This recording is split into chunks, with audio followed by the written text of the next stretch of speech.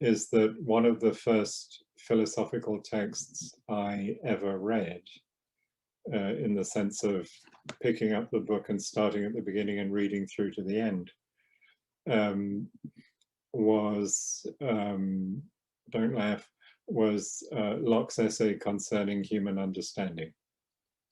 It's not that I hadn't encountered some philosophy before that, but I certainly had never been taught philosophy, qua philosophy. It was as a literary person by training that I read Locke. And I found Locke pretty interesting. I subsequently realized Hobbes is much more interesting, but Locke is pretty interesting along similar lines, similar repressions, similar terribly inadequate theory of language and various things that flow from that. And I'd had a pretty good time reading Locke, just reading Locke. I didn't know any scholarship, I didn't read the introduction, I just read the book. And when I raised it with a colleague, a philosopher, the first thing he said was, nobody reads the whole book. And the second thing he wanted to talk about was Locke's theory of something, which in his case was mediated through so many relays and so much intervening scholarship and philosophical movements that the version of it that he was familiar with, and he was very familiar with it, bore very little resemblance with anything I'd actually read in the book. And I subsequently had similar experiences with quite a few philosophical texts. A lot of Kant. I've written about this elsewhere, but in the case of Kant, the reading experience I was able to have was very hard for me to synchronize with what I knew was supposed to be in the book. And there was a kind of drift or something that didn't quite fit, or a use in the discussions of Kant of a vocabulary that's not Kant's.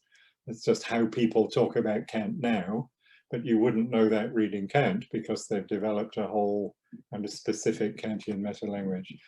Something similar a little bit with Hegel, but that's a harder story probably. So there's an autobiographical underpinning which is not without its own militancy about the relationship between reading and philosophy. And because of Derrida, it's indubitably because of Derrida, for many years at least, and including now, most of the texts I read are texts of philosophy. I read more philosophy than I read fiction these days, or poetry, or the other things that I was trained up to read. And trying, it's not a question of bringing a literary sensibility, as people sometimes say, I hate that idiom, but the experience of reading which is not that, and is resolutely and even militantly not that, of the professional philosopher or the professional scholar or the Kantian, is part of the gesture of the book. Some of that I fell into, some of that I cultivated, some of that I theorized, but it's, I guess, part of who I am and the work that I've done, that it's often in that gap between the official version and the something else. So I guess the propos déclarés and the autre geste, the what's declared, what's described, and what's declared and what's described, and those Derridian formulations. That's what interests me, and in a way that's the only thing that interests me.